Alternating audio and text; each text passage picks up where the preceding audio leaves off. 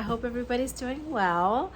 This video I've actually been waiting off to put it out there because, as we all know, Halloween Ends comes out this weekend. Actually, it comes out today. I know a lot of people have already seen it because it's also out on one of the streaming services, but I'm actually gonna wait to watch it in theaters. So yeah, this video I've been holding off, and I even forgot to make an intro, so this is what this is. And as we all remember in Halloween Kills, in the beginning they went back into time and talked about Michael Myers, so that's exactly how I opened up my video. So I really hope you guys enjoy this video. Let's get started.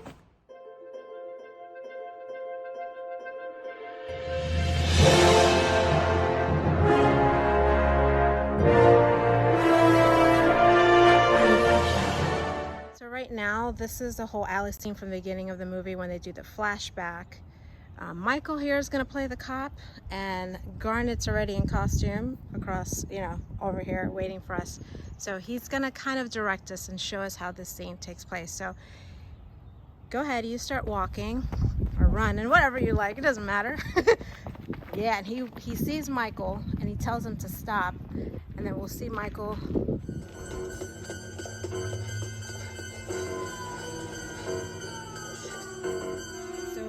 The cop notices Michael Myers, he spots them, tells them to stop, and follows him down this little alleyway. Eventually Michael turns to the left and is supposed to go in there, but yeah, like he's doing right now. Yeah, so he hides in there. The cop keeps going though, and they kind of show all of this here. This is in the shot. All of it. Stop right there!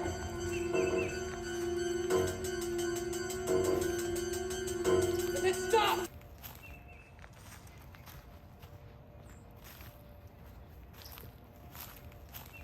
Eventually, Michael Myers turns. He turned right there in the corner, but it was actually over here, because you kind of do see all of this. And I guess he turns. Let me see.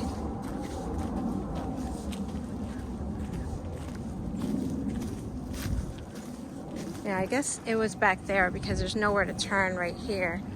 Because if he, well, unless he went through this house, there is a fence right there. Easy, rookie. Loomis said he shot him multiple times in the chest. I saw from 50 yards away, he crossed right here and then just disappeared. This is the corner right here when the kids are bullying Lonnie. And they're talking, and she's, that one girl grabs a candy or something, or his candy, and licks it. But that all happened right here. Eventually, a cop comes, and you see this house. Like, you can see the bricks and everything. You notice the White House also in the shot. So I think it's like right about here. But yeah, this is where the kids were standing right here. So when the cop comes up, he asks the kids if they've seen a man with a white mask, and one of the little girls says, "It's Halloween, everybody's wearing a mask." Eventually he, sends them home.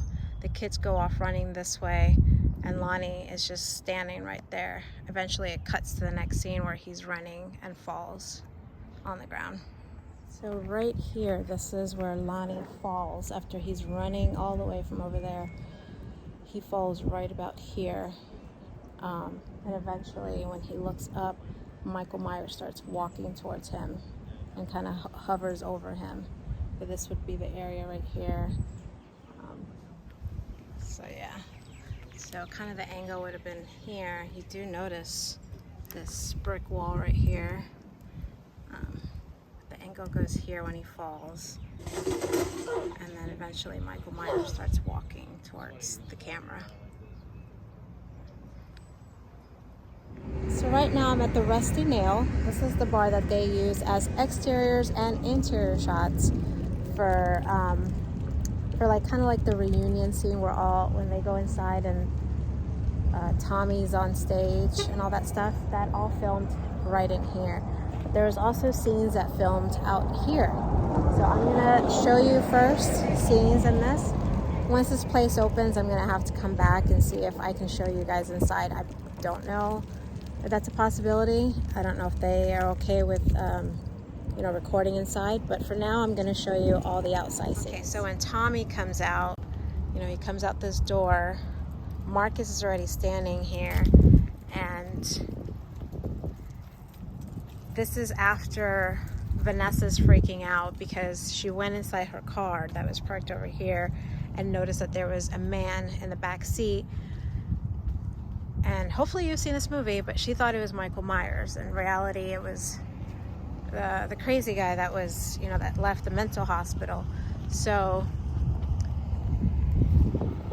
they all come out and they're about to, you know, fight Michael Myers. So Tommy grabs a bat from inside the bar and they all come out here. They're standing out here at some point. Let me stand a little bit further back to get this angle, but you get this angle at some point, and then the car's parked over here somewhere. Eventually the guy gets out of the car and he runs and hides, and I believe that all happens over there. Garnet's right now trying to figure out that scene, but for now I'm just going to keep talking about this scene right here. The scene opens up right here and they show the sign, Rusty Nail.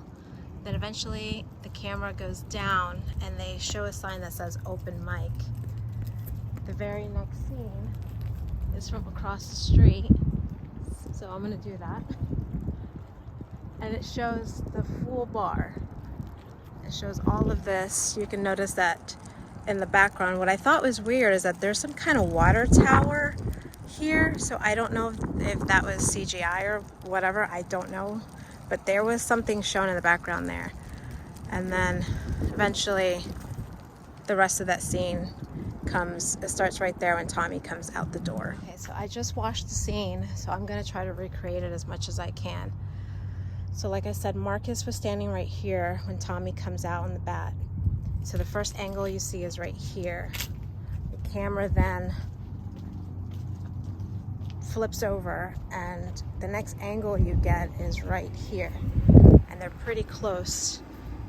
You notice the wall right here. And Tommy's he's like the front man holding the bat, and they're slowly walking towards the car. So that scene kind of takes a few minutes there. Eventually the camera stops and you see Tommy standing with the bat over his shoulder. The next scene is right here with the car.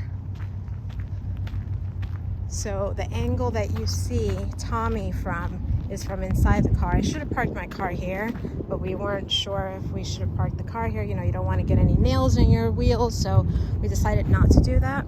But just picture the car. So the next scene, you see everybody standing. It's through the window, and Tommy's coming up. Tommy then hits the car with the bat. The car takes off and goes right through the median, right through there.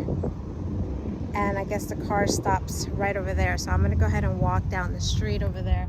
There's also a couple angles from across the street. You get angles of the bar from over here. So there's a few scenes where you can see everybody standing right here, and you can see the bar and stuff. So there's a couple of scenes from across the street. So yeah, I think that's it for that. I'm gonna go ahead and walk over there and show you guys that scene there. There's the bar over there, and right here, this is where he crashed the car. Tivoli is actually his name, I think. I called him the crazy guy. Tivoli, Mr. Tivoli is his name. So this is where he crashes the car, right into that door right there. And everybody comes running over here to find that he's gone. So once he crashes the car right here, everybody comes walking from over here looking for him. They look inside the car to realize that it's empty, and he's actually hiding behind this fence right here somewhere, and then kind of like walks away and gets away. But I just wanted to point out this building, how cool this building is, because when car crashes, you know, there's flames and everything right here. So yeah, it's pretty cool. It looks like the bar might have opened, so we're gonna go back over there and see if they can let us in real quick. So we're inside of the bar right now, and the manager here, nice enough to let me in. This is the bar that was actually placed. It rotates, and they had it placed right over here. They actually built that for the movie. And so that was actually, I guess, right here. This is where Tommy was. So this is the angle we see Tommy standing. I gotta look at the scene and everything. There's the bar over there. So it does, of course, it looks different than it did in the movie. You know, they always change things around. But yeah, they did move. This was built for the movie and placed. Like around the side? Like, I guess like around here. We're talking about the place across Right the around street, here. Savory. So that would make more sense. Yeah, So the scene actually opens up on stage. There's 3 girls dressed like mermaids. They're singing, such as open night or open mic. Then it cuts to Marcus and Vanessa sitting here, but you got to remember that it's actually right here. So they're sitting there. Eventually Marcus gets up, goes to the bar, gets a drink, and then Lindsay, Marianne, and I can't think of everybody's name, and Lonnie and all of them show up. They sit down right behind Marcus and Vanessa, and then while Marcus is talking to the bartender, he explains the whole situation, what happened on Halloween, and then Lonnie eventually gets on stage. He gets on stage and starts talking, and then Tommy gets on and he tells the whole story about what happened on Halloween. He introduces Lindsay and Marianne, and yeah, and then eventually everything else happens out there. The bat that Tommy grabs is from back here. There's a picture that they point out. But yeah, this is all. This is the whole thing. You're spoiled rotten right now.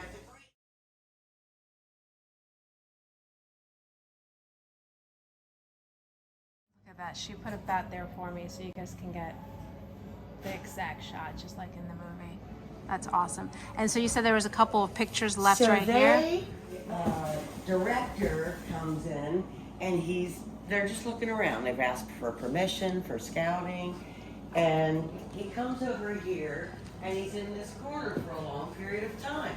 And I was like, that's not usually the corner when the movies are here that people are looking at. But you never know what their little vision's gonna be, you know? Mm-hmm. But he was looking at this portrait of our mutual friend, Jim Bath.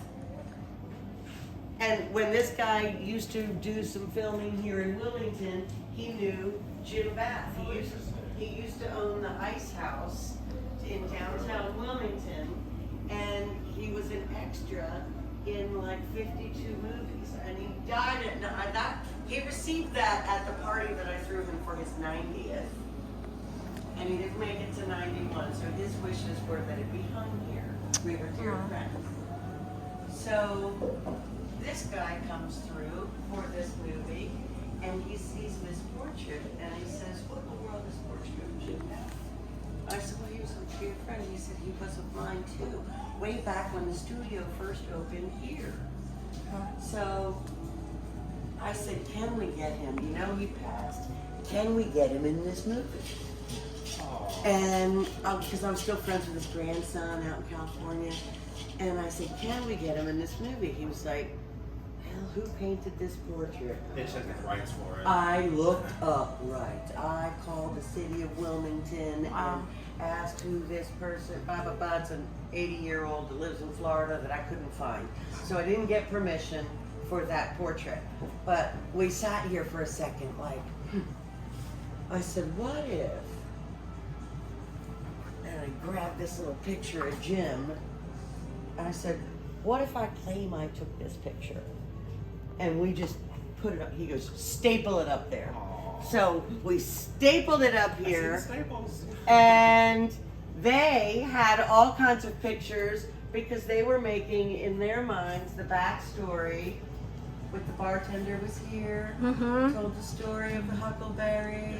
So there was a baseball reference. So there were all these other baseball pictures and everything back here too. Gotcha. But the blue pictures that you see back here, now ignore the yellow neons are left over from George and Tammy. Oh, yeah. So I'm not keeping them. They're just there for safekeeping. But they took down all my blue pictures and brought their version of them, which somebody had sat for, and they posed these poses, and they made them look just like that. Then they brought in a picture looked just like my Stevie Ray Vaughan painted picture. They replaced this with Welcome to Mix. Please note, this is a drama-free establishment. They replaced this, Mix, ice cold beer. Like, then they put up a picture that looked just like him there, just like them there. They copied that. I was like, I just wrote that. There's no copyrights to that. And then they said, listen, it can't say Cape Fear Blues, Jim, but we like your handwriting. Can you just replace Cape Fear with No Fear Blues, Jim? Ah. I said, sure. And then there was another little thing that I think may have gotten through on the movie, I wasn't sure. Okay. But it says the rhythm bones on this one, because I usually have them here on Sundays. And I think it got through. So I got Jim Bath, got my handwriting, I got the rhythm bones, and there's one little picture that only I would know that was somewhere up here that says free Wi-Fi, Rusty Now. So I did get my logo. I did. Cool. So she said it was right here somewhere. You know what? I can't find it. I can't. Since they left, I can't find it. But it was either on that mirror or up there. It's sideways.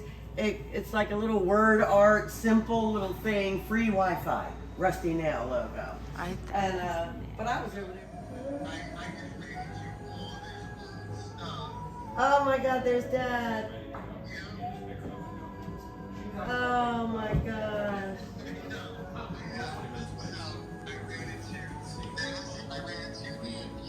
Now I'm at the gas station where Tommy recruits people to kill Michael Myers. They've changed a few things I'm noticing as I look at the shots, but I'll show you around. They only use this for exterior shots. So they were standing right around here.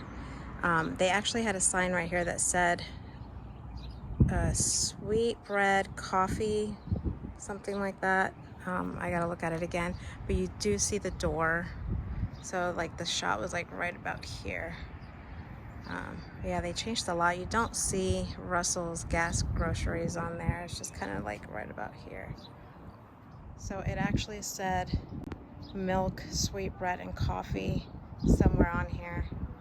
But yeah, this is the gas station, even though it looks a lot different than it did in the movie.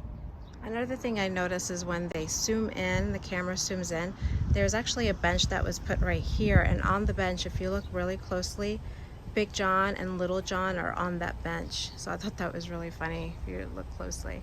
But yeah, the camera zooms in as Tommy's talking, and you can see the door right there. So the building behind me, this is what they used for Haddonfield Hospital. This is where they brought in Laurie Strode. They actually built her up this railing right here, and then they used an entrance that's way over there, right there, and that's the entrance that you see them going into. And then for the scene when, you know, the guy that jumps off the building, that actually was filmed on the other side of the building. They used the stunt guys and stuff like that for it, of course, but that shot on a different side of this. So this was only for the beginning part of the hospital scenes, and then I'll go around the other side and show you guys where the stunt actually took place. Yeah, so right here, they wheeled shoulder off this way, they put Haddonfield Memorial Hospital, I believe it was right there. And then like I was saying back there, I think that's the entrance they use. And they might have also filmed inside a few scenes. But as you can see, it looks very similar to the side. It's really windy right now. Where the side where, you know, you see him falling, actually shot in a different side. But yeah, it does all look very similar. Right, so like he just said, Evil Dies Tonight. They're all chanting right here. That all happened out here. I'm gonna get closer to this entrance over here because according to a video we saw on YouTube, there is a guy talking about how this is the entrance that was used as they, you know, wheel her in a stretcher. So, and then probably shot some interior shots in here. I'm not, you know, I don't know very well about all that, but let's just take a closer look and then we'll know. So yeah, so maybe this was used. I don't know for a fact, but according to a source online or YouTube, this was used as the entrance, which does look like a hospital entrance actually. So, and then I guess some interior scenes filmed in here. But yeah, so like I was saying, this was mostly for exterior shots of the hospital. I'm pretty sure a lot of those other scenes filmed in a studio. And then I'm gonna go ahead and walk now around the back and show you exactly where Mr. Tivoli, you know what happened. So yeah, let's go take a look at that. But yeah, it would have been there realistically, but in real life they had to actually film on the other side for reasons that I'm not sure of. So here's the side of the building that they used. You can actually see that vent in the shot as he comes out of the window. And one thing I was noticing when I was watching that scene, he jumps, the camera cuts back to the front again. They show the front and they have someone, it was probably, movie magic. But then it comes back to here as, sadly, passes away. But this was the side of the building. It's actually, for me, I think it's more the side of the building than the back of the building. I'm not really sure, but yeah, this is it right there. Right there where it happened. Okay, so right now I'm in Wallace Park. As you can see, I have notes because I'm doing several movies in this trip and I don't want to mix them up, but Wallace Park, this is where the scene with Marcus, Vanessa, Lindsay, and Marion, and they come to the park. They park their car right about there where that yellow sign is and black sign, so right about there, and they start talking amongst themselves. Eventually, Lindsay gets out of the car because she sees some kids at the swings. The swings are behind me over there. She sees the kids in the swings, walks over there and warns them to leave because of Michael Myers. So I'm going to show you this little area right here and show you kind of like where the car was parked. Sorry. So here's Wallace Park. I would think that the vehicle was parked right here. I don't know if there was a sign. I feel like there was a Haddonfield Park sign somewhere. I didn't take a picture of it, so I'm not entirely sure. But this is the angle that you see if they show this side. This is the angle you see. There's the swings. They did add a slide over here, and then like that, it was like that merry-go-round thing. It was like this spinning, I'm not really sure what that spinning thing is, but they added that in front of the swings over here. You do also notice all those like slides and playground, like that little playground right there in the background. So we're gonna get a little closer and show you the rest of that scene. But before all of that, Michael Myers comes up, and this is where, unfortunately, Marion, Marcus, and Vanessa, get killed. So that all happens here while Lindsay is talking to the kids. Sorry.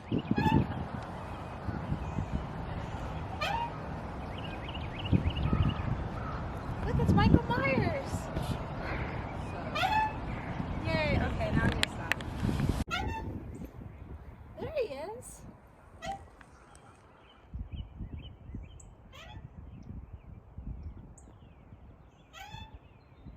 So Lindsay's right here talking to the kids. Eventually, after the kids point out that Michael Myers is standing over there, she grabs, the kids run off. I believe they run off this way, and they leave their bags of candy here. So Lindsay grabs the bag, dumps the candy out, and then there should be a trash bin right here. I think it was placed over here. I don't know if that bench was there, possibly.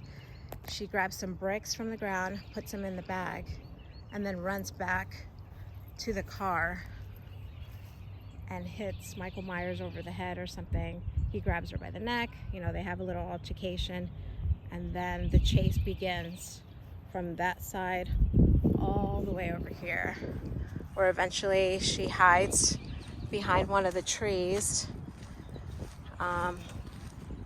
I think maybe the first tree she hides behind is this one. Then she goes behind another tree. Eventually, when the rest of the gang comes, they find her underneath the bridge. So she's probably tucked down there. She has mud and blood all over her face. But yeah, that's that whole scene right there.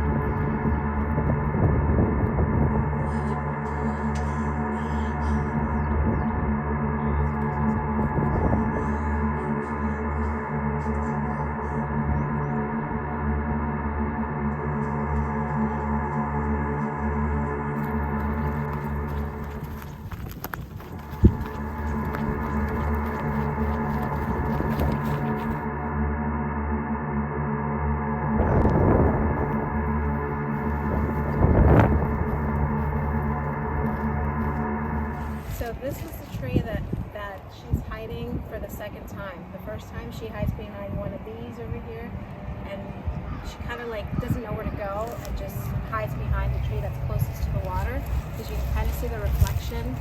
And then eventually the camera pans upward, and you can see Michael Myers behind on the bridge.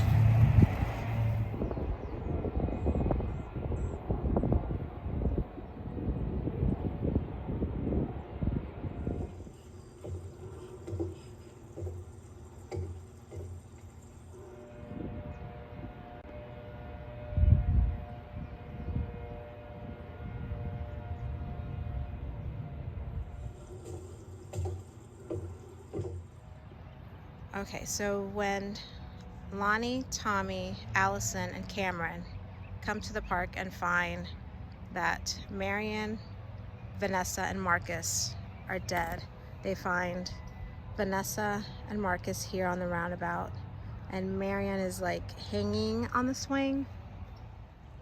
When they find the bodies, all three of the bodies are wearing masks, and the masks are references to the early 80s movie Halloween 3 Season of the Witch.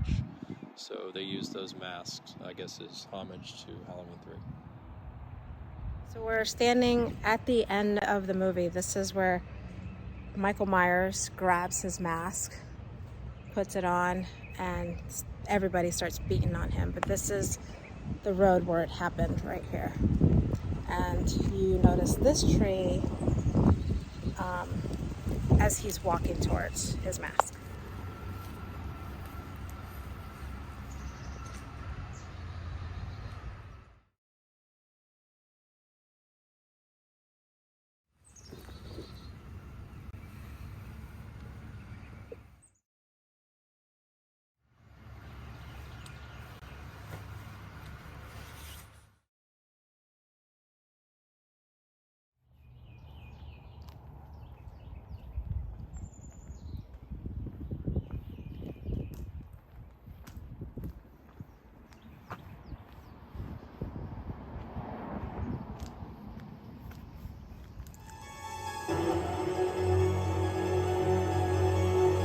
forgot to make an intro, and guess what? I also forgot to make an outro. So anyways, there was a couple things I did forget to mention while I was filming this video back then, which was a lot of scenes were filmed in a studio in Wilmington. I believe the studio is called Gem Studios, and that's where they did a replica of the Michael Myers house. I actually have a really cool picture that I want to share with you guys. They also filmed that entire neighborhood. They built that entire street and Michael Myers house in the studio. They also filmed all the interior hospital scenes in Gem Studios. And what else did they film there? I think that was it. I mean, this video was pretty easy to do because one, all the locations were very close to one another, which was fantastic. And then two, there wasn't that many to go to. There was a few that I left out, but there wasn't that many really because so much of that movie was in the hospital. So I know there was a lot of people that didn't like this movie. It wasn't my favorite, to be honest, but I still enjoyed it. But I am so super stoked for Halloween Ends. Let me know when you guys watch it. Let me know what you think. Anyways, I hope you guys are doing well. I will see you guys next time. There's going to be more Halloween spooky stuff coming your way. So we'll see you soon. All right? Take care. Bye.